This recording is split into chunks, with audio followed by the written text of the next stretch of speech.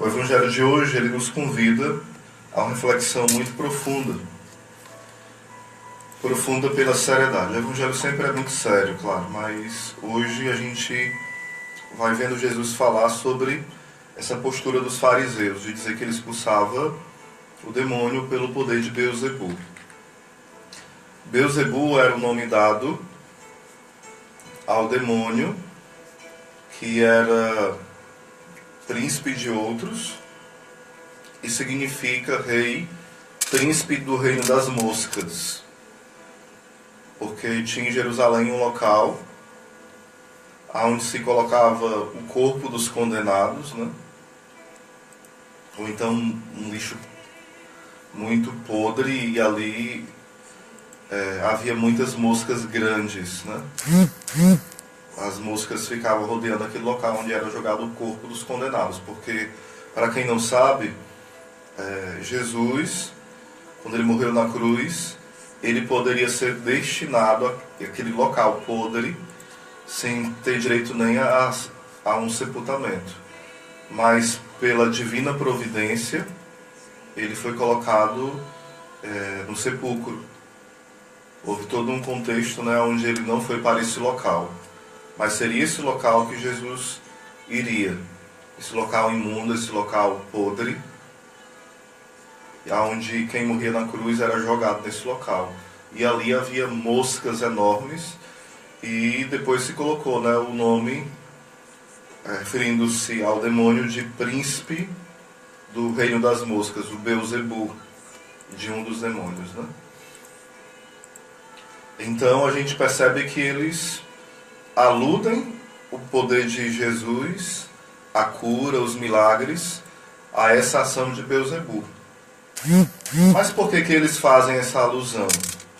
É porque eles perceberam, porque eles eram amantes da Torá, dos profetas, eram homens dóceis? Não.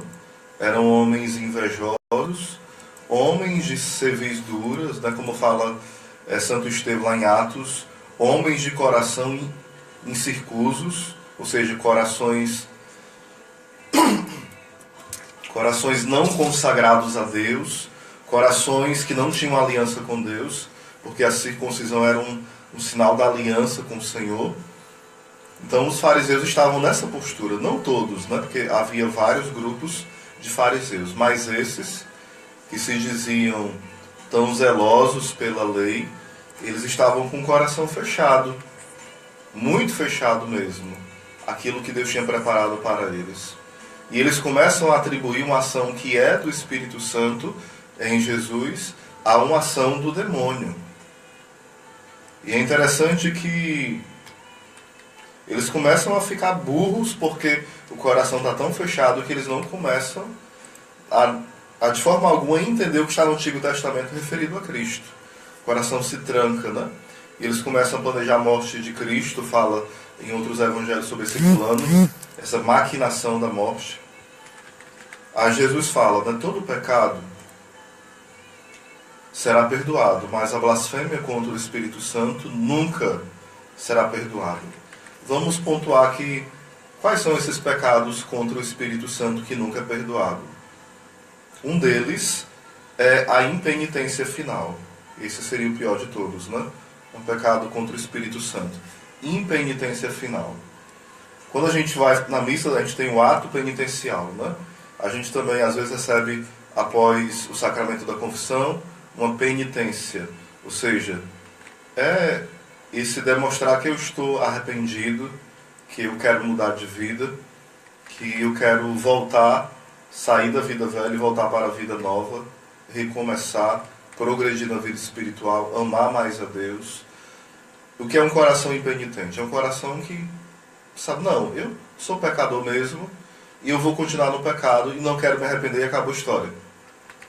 Se diz que Voltaire, que é um grande ateu, já faleceu já faz muitos anos, ele falava o seguinte: se um dia, na hora da minha morte, eu chamar um padre, por favor não me atendam, pois eu estarei delirando, eu estarei louco. Então não atendam o meu último pedido na hora da morte, de chamar um padre.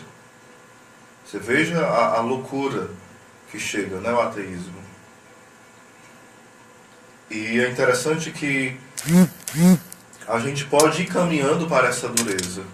A gente pode se acostumando com o pecado. Ah, eu sei que isso é pecado, mas o que tem? Todo mundo faz. E vai caminhando para esse pecado, e pode chegar um tempo que o nosso coração está duro. E não só duro, está inquebrantável. Então Deus vai enviando as chances, vai nos dando oportunidade, vai jogando fora, chutando Deus, escolhendo o pecado. Isso é muito sério. Se acostumar com o pecado é já viver o inferno nesse mundo. Então tenhamos esse cuidado, né? Porque às vezes a gente se acostuma a escolher sempre pelo pecado, sempre. Claro que às vezes a gente pode estar em um pecado e estar incomodado com ele. Isso aí não é uma impenitência final. A gente fica pensativo, reflete, né? Vai pedindo a Deus a graça de sair do pecado, de Deus nos conceder força o suficiente, é diferente. Outra coisa é alguém estar acostumado e achar que isso não tem importância nenhuma. Eu posso continuar na lama e mergulhar cada vez mais nela. Isso é terrível. Então a impenitência final é não querer se arrepender e não se arrepender mais. Então não é que Deus não quer perdoar, é a pessoa que não quer ser perdoada. Mas eu não preciso de perdão. Eu jogo fora essa misericórdia. Um outro pecado seria o desespero da salvação. Uma pessoa que ela acha que a misericórdia de Deus não pode mais alcançá-la de forma alguma. E ela fica desesperada. Ela desanima, ela chega ao ponto de se matar. Entenda, nem todo mundo que se mata está com desespero da salvação. Mas quando alguém se mata por esse motivo, por conta de achar que não tem mais salvação, e ela está em sã consciência, ela não está louca, então isso é um pecado contra o Espírito Santo, o desespero. A pessoa se desespera tanto que não confia mais na misericórdia e tira a própria vida. Aí repito, Osés, toda pessoa que se matou está nessa condição? Não. Existem pessoas que se matam porque querem acabar com a dor que está nela. E o demônio tenta essas pessoas, e elas, por não terem uma vida de oração, por não terem pessoas que talvez perceberam essa situação, ou até perceberam, mas não conseguiram ajudar a tempo, ela acaba cedendo à tentação e se matando. Isso quer dizer que ela está no inferno? A gente não pode dizer isso. Mas se uma pessoa morre e ela se mata pelo desespero da salvação e não por outras coisas, não é desespero de dívida, não é desespero porque o marido deixou ela e ela ficou louca de uma vez, né? Não é desespero porque pegou uma doença, não é isso. É desespero da salvação. Não que os outros motivos sejam banais. Não estou dizendo que quem faz outros motivos não pode perder a salvação. Pode. Mas isso é algo muito delicado. Só Deus sabe, né? Mas se foi pelo desespero da salvação, sem dúvida é um pecado que não tem perdão. Outro é a presunção. A pessoa, ela presume que está salva, não precisa mais mudar de vida. Ela pode continuar a vida que está, mas ela acredita que Deus é bom e pronto, eu vou continuar como eu estou. Como é que Deus vai me condenar? Eu já sou tão bom, eu já sou tão santo, eu sou salvo. Eu sou o cara, né? Eu sou assim, uma pessoa irrepreensível. Deus vai me condenar por quê? Tanta gente pior do que eu. É uma presunção. É um pecado contra a esperança, mas pode também se tornar um pecado contra o Espírito Santo. Também como o desespero, né? É um pecado contra a esperança, mas se é o desespero da salvação, pode se tornar um pecado contra o Espírito Santo. Da presunção. Aquela pessoa soberba, orgulhosa, né? Vaidosa, que acha que ela já é muito santa, boa demais, nunca matei, nunca roubei, então por isso por que Deus vai me mandar para o inferno? Ele não é injusto a esse ponto. A pessoa não luta mais para ser santa, não se vigia mais. Então seria outra. Outra questão seria a questão de ter inveja dos dons dos outros e se entristecer. Tipo, Kelvin tem uma voz de locutor, e eu começo a me entristecer porque eu não tenho uma voz como a dele, e começo a ficar abatido. e com revolta contra Deus, e até desejo mal que ele perca a voz para que a minha voz se destaque. Eu começo a invejar alguém que ora em línguas mais bonito do que eu. Eu começo a invejar quem tem o dom de revelação. Eu começo a ter aquela tristeza, me incomodo. Uma coisa é ter uma inveja que passa, né? Outra coisa é aquela inveja que acaba com você, vai lhe entristecendo, vai deixando você sem vida, porque o outro tem um dom que você não tem. Isso é terrível, isso é demoníaco. E pode se tornar um pecado que não tem perdão, porque eu vou vendo os dons dos outros e vou me acabando em tristeza, porque eu não tenho aquele dom de pregar, eu não tenho o dom de cantar, eu não tenho o dom de fazer uma pintura, eu não tenho o dom de, sei lá, de expulsar o demônio como aquela pessoa tem. Então eu vou me desanimando e vou ficando triste porque o outro tem o dom. A palavra de Deus fala que a gente deve se alegrar com aqueles que se alegram e chorar com os que choram. Às vezes a gente aprende a chorar com os que choram, mas se esquece de se alegrar com quem se alegra. Alguém passou no concurso público e a gente fica, parabéns, mas fica morto de triste, morrendo de inveja porque não passou. E fica com raiva lá no interior porque o outro passou.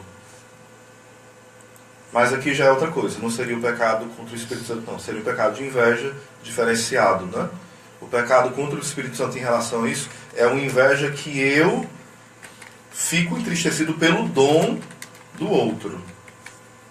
Pelas graças que Deus dá ao outro. Não só pelas conquistas, entende? Mas pelo dom que Deus deu para o outro. Eu acho que a gente deve separar as duas coisas, né? Ficar bem claro. É o dom que Deus deu para o outro. Ele tem um dom de cura. Aí eu fico triste, abatido, né? Porque ele tem um dom de cura. Ou porque ele tem uma virtude que eu não tenho. Puxa vida, ele é tão casto. Que tristeza porque a Vivi é casta. Eu queria ser casto e não posso. E eu tenho raiva porque ela vive a castidade, a pureza. Me incomoda. Entende como é grave isso? E se isso persiste na minha vida, não tem perdão. Mas se eu me arrepender de tudo isso, aí pronto.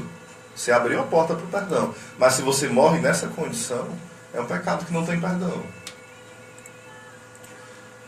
É um pecado eterno, né? Um pecado que a gente perde o céu mesmo. Porque se torna um pecado contra a ação da graça. Outra coisa seria também você atribuir, você negar a verdade conhecida. Por exemplo, o que os fariseus fizeram. Né? Por isso que fala no final do Evangelho. E Jesus lhes falou isso porque eles tinham falado isso. Ou seja, Jesus mostrou o exemplo de o que é um pecado contra o Espírito Santo. Aquilo que os fariseus fizeram. É negar a verdade conhecida. Tipo, eu sei que aquilo é de Deus, mas eu digo que é do diabo. Mas eu sei que é de Deus. Eu não desconfio que é do diabo, mas eu, mesmo sabendo que é de Deus, eu digo que aquilo é de Satanás. Eu vejo uma pessoa rezando por uma cura, a pessoa de Deus que reza, eu digo, não, ali foi o cão. Mas eu sei que foi o Espírito Santo, mas eu digo que foi Satanás. É um pecado contra o Espírito Santo. Eu vejo alguém com dom de milagres. Ou eu vejo alguém, por exemplo, as mensagens de Fátima, né? Eu vejo aquelas mensagens e digo assim, não, ali era o demônio falando com as crianças. Os protestantes, eles, dependendo do grau de consciência deles, né? Eles podem ter esse pecado ou não, depende muito do grau de consciência. Porque alguns eles sabem, de fato mesmo, com raiva, mas que é uma mensagem de Deus ali, o conteúdo é de Deus, mas eles se revoltam, e para que os católicos não acreditem, falam, não, ali é o demônio, mas eles sabem que não é. Já outros falam de burrice mesmo, né? Não, é o demônio porque eles acham que é burrice mesmo. Aí não é um pecado contra o Espírito Santo, é um pecado contra a inteligência, a gente poderia dizer brincando, né? Mas é triste mesmo assim. Então depende do grau de consciência da pessoa. Porém, esse grau de consciência ela tem como ter. Porque hoje tem livros, tem pregadores, tem vídeos, é só o que tem. Mas a pessoa está tão infectada, né, com a coisa do mal que ela só procura vídeos que falam mal, livros que falam mal. Então, É bem complexo isso. Mas resumindo, você dizer que algo é do diabo, sabendo que é de Deus, é um pecado contra o Espírito Santo. Não, ali a confissão, a pessoa fala, né, que o sacramento da confissão é algo do diabo. É um pecado contra o Espírito Santo. Eu vejo Jesus na Eucaristia transformando, curando e agindo. E eu digo que ali é algo do diabo. É um pecado contra o Espírito Santo. Osés, então, é só porque é contra uma pessoa da Santíssima Trindade? Vamos entender. Também a gente pode entrar nesse âmbito, mas seria muito tempo. Mas vamos lá. Jesus fala o seguinte: quem crê será salvo, e quem não crê já está condenado. São João Bosco fala que existem homens e mulheres que já são condenados em vida. Já vivem um inferno aqui em vida. Ou seja, são pessoas que não querem se arrepender, não querem mudar de vida, são debochadores, são blasfemadores, né? Então já vivem esse inferno. Porém, olha o que Jesus fala: quem crê será salvo. Quem não crê já está condenado, porque não acreditou no Filho único de Deus. Então o pecado foi qual? Para a pessoa ser condenado, não crer no Filho único de Deus. Mas também não tem perdão. Mas por quê? Porque está negando a verdade conhecida. Entenderam?